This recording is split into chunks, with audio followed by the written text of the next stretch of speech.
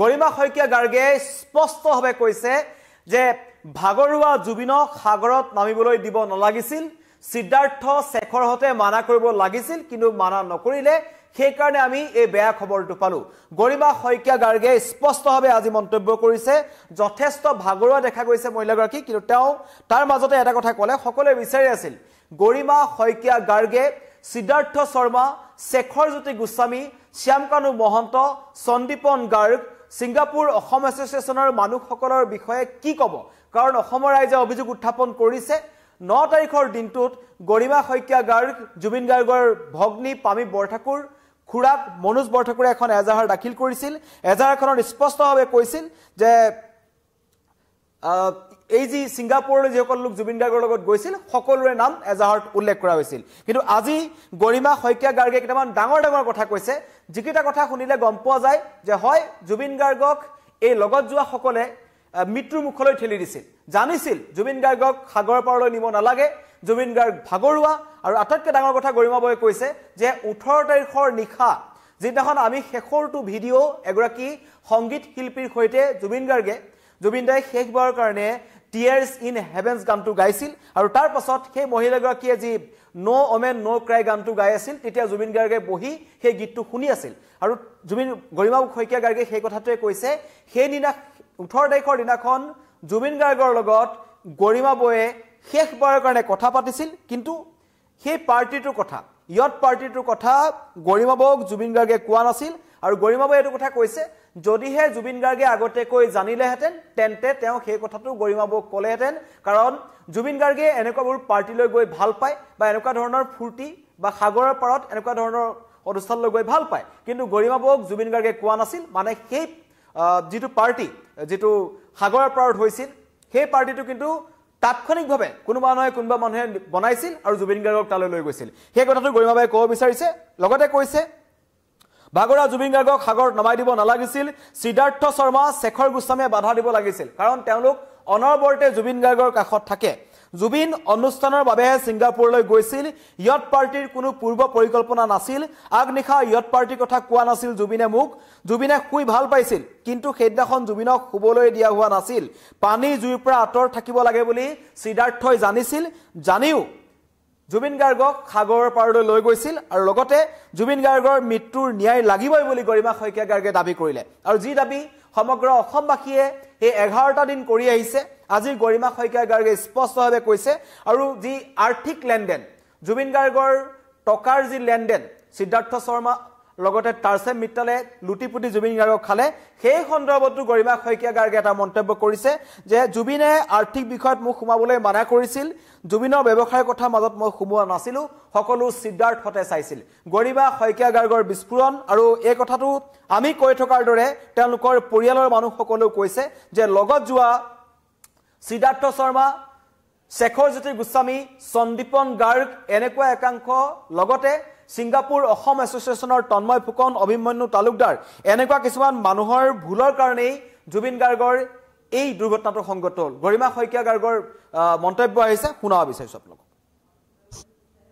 মই আগদিনা কথা পাতিছো মই এইটো কথা নাজানিছিলো যে তেওঁলোকৰ ইয়ট পাৰ্টি কিবা মানে প্ল্যান হৈছে হয়তো হেতু জুবিনেও নাজানিছিলে কাৰণ জুবিনে যদি জানিলেহেঁতেন 18 তাৰিখে মই যেতিয়া কথা পাতিছো তেওঁৰ লগত তেতিয়া তেওঁ হয়তো মোক খুব উৎসাহেৰে ক'লেহেঁতেন কাৰণ তেওঁ এনেকুৱা বস্তুবোৰ ভাল পায়তো খুব উৎসাহেৰে চাগে ক'লেহেঁতেন যে কাইলৈ এনেকুৱা ধৰণৰ এটা মানে কিবা এটা প্ল্যান হৈছে কিন্তু কোৱা নাই আৰু ৰাতিলৈতো ভিডিঅ'বোৰ দেখিছিলোঁ তেওঁ টিয়াৰ্স ইন হেভেন গাইছে অন্য এজন শিল্পীৰ অনুষ্ঠানত তেওঁ চাই আছে নো ওমেন নো ক্ৰাই নিজে গাই আছে তেওঁ তাৰপিছত টিয়াৰ্স ইন হেভেন ষ্টেজত গাইছে তাৰপিছত পিছদিনা আৰু তেওঁৰ লগত মোৰ কোনো যোগাযোগ নহ'লে 19 তাৰিখে সকলোৱে বিচাৰিছে কি হৈছিল ঘটনাটো আমাক জনাব লাগিব জানিব লাগিব কিয় হৈছিল সেইটো জানিব লাগিব আৰু সেই কামটো মানে এনেকুৱা এজন মানুহক এনেকৈ মানে ইমান নেগলিজেন্স কেনেকৈ পাব পাৰে তেওঁৰ দৰে এজন ব্যক্তিয়ে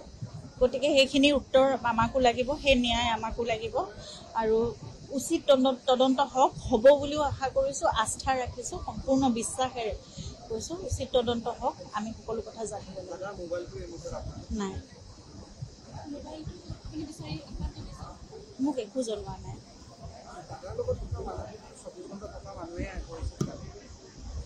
মই আমি বিশ্বাস কৰিছিলোঁ যে জুবিনক আমাৰ অনুপস্থিতিত সেইখিনি কেয়াৰ ল'ব, কিন্তু সেই কেয়াৰখিনি দেখা নগ'ল। মেডিচিনখিনিতো আমি দি পঠাইছিলোঁ, মেডিচিন তেওঁৰ এটাই মেডিচিন আচলতে। এই আছিল গৰিমা শইকীয়া গাৰ্গৰ মন্তব্য। তেওঁ স্পষ্টকৈ কৈছে যে সেই ইয়টত থকা প্ৰত্যেকজন ব্যক্তি যি জুবিনৰ কাষত আছিল সকলো এই দুৰ্ঘটনাৰ কাৰণে দায়ী, কিন্তু তদন্ত প্ৰক্ৰিয়া চলি আছে আৰু কৈছে ন্যায় আমাক লাগিবই। জুবিনৰ কেনেকৈ মৃত্যু হ'ল, কি পৰিস্থিতিত সেই দুৰ্ঘটনা সংঘটিত হ'ল, কোনে জুবিন গাৰ্গক উৰে নিশা শুবলৈ দিয়া হোৱা নাছিল বুলি গৰিমা শইকীয়া গাৰ্গে উল্লেখ কৰিছে। কাৰণ জুবিন গাৰ্গৰ কথা সকলোৱে জানে, উৰে নিশা কাম কৰে, পুৱতি নিশা তেওঁ বিচনালৈ যায় আৰু বহু পলমকৈ জুবিন গাৰ্গ শুই উঠে। সেই স্বভাৱ জুবিন গাৰ্গৰ যেতিয়াৰ পৰাই তেখেতৰ সংগীতৰ কেৰিয়াৰ আৰম্ভ কৰিছিল তেতিয়াৰ পৰাই জুবিন গাৰ্গক সকলোৱে জানে। জুবিন গাৰ্গ দেৰিকৈ উঠে, বহু পলমকৈ শুৱে, কিন্তু সেই নিশা জুবিন গাৰ্গ শুবলৈ পোৱা নাছিল। হয়তো সেই ৰেষ্টুৰেণ্টৰ পৰা বাহিৰে বাহিৰে জুবিন গাৰ্গক লৈ যোৱা হৈছিল, যাৰ কাৰণে সেই ভিডিঅ'সমূহত জুবিন গাৰ্গক যথেষ্ট ভাগৰুৱা দেখা পোৱা গৈছে। তদন্তত ওলাব জুবিন গাৰ্গক অত্যাধিক সুৰাপান কৰোৱা হৈছিল নেকি, কোনে সুৰাপান কৰিবলৈ জুবিন গাৰ্গক দিছিল। কাৰণ মেনেজাৰ থকাৰ পাছত এনেকুৱা কিছুমান অনুষ্ঠানত শিল্পীজনৰ ওপৰত বিশেষ গুৰুত্ব প্ৰদান কৰা হয়, তেওঁ কি খাইছে কি নাই খোৱা। আৰু মেডিচিনৰ কথাটো গৰিমাবাই উল্লেখ কৰিছে যে এটা মেডিচিন জুবিন দাই সদায় লৈছিল, সেই মেডিচিনটো সেইদিনাখন দিয়া হৈছিল নে নাই সেইটোতো সন্দেহ প্ৰকাশ কৰা হৈছে। সিদ্ধাৰ্থ শৰ্মা এতিয়াও পলাই আছে, শ্যামকানু মহন্ত এতিয়াও পলাতক অৱস্থাত আছে। যি প্ৰান্ততে আছে, পৃথিৱীৰ য'তেই আছে, তেওঁলোকে কিন্তু সমগ্ৰ ঘটনা চালে বেৰে কোবাই চাই আছে। তেওঁলোক বাচিবলৈ চেষ্টা কৰি আছে, কোনো কাৰণত এওঁলোকক বাচি যাবলৈ দিব নোৱাৰি। আজি গৰিমা শইকীয়া গাৰ্গেও স্পষ্টভাৱে উল্লেখ কৰিলে, যিখিনি কথা 3 কোটি অসমবাসীয়ে কৈ আছিল যে জুবিন গাৰ্গৰ লগত অন্যায় হৈছে, এইটো সাধাৰণ মৃত্যু হ'ব নোৱাৰে, ইয়াত বিভিন্ন ধৰণৰ ৰহস্য সোমাই আছে। হয়তো তাত এনেকুৱা এটা ঘটনা ঘটিছিল যাৰ কাৰণে জুবিন গাৰ্গ পানীত পৰি গৈছে বা তেওঁলোকৰ দুৰ্ঘটনা সংঘটিত হৈছে। সেই কথাটোকেই পুনৰবাৰ গৰিমা শইকীয়া গাৰ্গে স্পষ্ট কৰি দিলে। পুনৰবাৰ মন্তব্য আপোনালোকক ক'ব বিচাৰিছোঁ যে ইয়টত থকা প্ৰত্যেকজন ব্যক্তিয়ে জুবিনৰ মৃত্যুৰ বাবে দায়ী। এই মন্তব্য কৰিছে গৰিমা শইকীয়া গাৰ্গে। ভাগৰুৱা জুবিনক সাগৰত নমাই দিব নালাগিছিল, সিদ্ধাৰ্থ শৰ্মা শেখৰ গোস্বামীয়ে বাধা দিব লাগিছিল। জুবিন অনুষ্ঠানৰ কাৰণেহে ছিংগাপুৰলৈ গৈছিল, ইয়টৰ পাৰ্টিৰ কোনো পূৰ্ব পৰিকল্পনা নাছিল। আগনিশা ইয়ট পাৰ্টিৰ কথা মোক জুবিনে কোৱা নাছিল। 18 তাৰিখৰ দিনাখন গৰিমাবৰ লগত জুবিন দাই কথা পাতিছিল। জুবিনে শুই ভাল পাইছিল, কিন্তু শুবলৈ দিয়া হোৱা নাছিল জুবিন গাৰ্গক।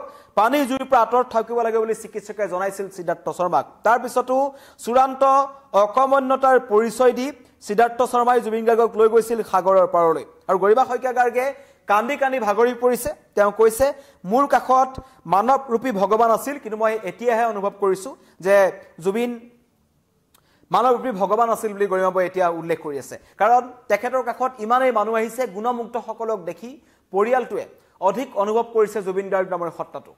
সদায় দেখি থকা মানুহজনৰ কাৰণে মানুহৰ ইমান মৰম। সকলোৱে জানে জুবিন গাৰ্গ সকলোৰে হিয়াৰ আমঠু আছিল, কিন্তু কায়িকভাৱে মানুহজন যেতিয়া নাইকিয়া হৈ গ'ল তাৰপিছত অসমৰ যিটো পৰিস্থিতি সকলোৱে আমি উপলব্ধি কৰিব পাৰিছোঁ। দুৰ্গা পূজাৰ উৎসাহ নাইকিয়া হৈ গ'ল, কোনো ধৰণৰ উৎসাহ নাইকিয়া হৈ গৈছে, কাৰণ আমাৰ প্ৰাণৰ শিল্পীজন আমাৰ মাজত নাই। এইবাৰ ঘটনাৰ তদন্তৰ দাবী কৰিছে, ন্যায় বিচাৰিছে গৰিমা শইকীয়া গাৰ্গে। ইতিমধ্যেই এজাহাৰ তেওঁলোকৰ পৰিয়ালৰ ফালৰ পৰাও দাখিল কৰা হৈছে। 9 তাৰিখৰ দিনাখন গৰিমা শইকীয়া গাৰ্গ, জুবিন গাৰ্গৰ ভগ্নী পামী বৰঠাকুৰ আৰু খুৰাক মনোজ বৰঠাকুৰে স্বাক্ষৰ কৰি এই ইয়টত থকা জুবিন গাৰ্গৰ আশে পাশে থকা সকলো মানুহৰ নাম এজাহাৰখনত উল্লেখ কৰিছে। আশা কৰা হৈছে যে চৰকাৰে তদন্ত কৰিব, SITয়ে তদন্ত কৰিব, কিন্তু অতি ৰহস্যজনকভাৱে এতিয়াও পলাতক অৱস্থাতেই আছে সিদ্ধাৰ্থ শৰ্মা আৰু লগতে শ্যামকানু মহন্ত। কৃপানী মহন্ত লিখিছে, হয় আমি তীব্ৰ গতিৰে তদন্ত হোৱাটো বিচাৰোঁ। সমগ্ৰ অসমবাসীয়ে এই ঘটনাৰ তদন্ত বিচাৰিছে। কি পৰিস্থিতিত আমি আমাৰ প্ৰাণৰ শিল্পীজনক হেৰুৱালোঁ তাৰ তদন্ত সকলোৱে বিচাৰিছে। তীব্ৰ গতিত তদন্ত হওক। আজি গৰিমা শইকীয়া গাৰ্গেও এই প্ৰশ্নটো কৰিছে, মোৰ বহুত প্ৰশ্ন আছে। ইয়টত থকা প্ৰত্যেকজনেই জুবিনৰ মৃত্যুৰ বাবে দায়ী।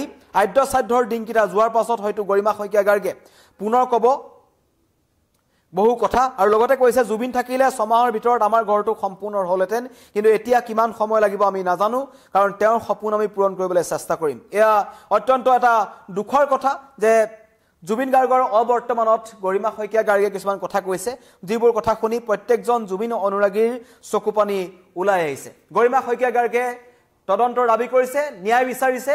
নিজৰ স্বামীৰ কি পৰিস্থিতিত মৃত্যু হ'ল হাৰ্ট অফ জুবিন গাৰ্গৰ তাৰ তদন্ত বিচাৰিছে। আৰু গৰিমা শইকীয়া গাৰ্গৰ মতে সিদ্ধাৰ্থ শৰ্মা, শেখৰজ্যোতি গোস্বামীৰ দৰে একাংশ মানুহে জুবিন গাৰ্গক ব্যৱহাৰ কৰিলে। তেওঁলোকে জানে যে মানুহজনক পানী আৰু জুইৰ পৰা আঁতৰাই ৰাখিব লাগিছিল, কিন্তু তাৰ পাছতো সাগৰ পাৰলৈ লৈ গৈছিল জুবিন গাৰ্গক। ধন্যবাদ।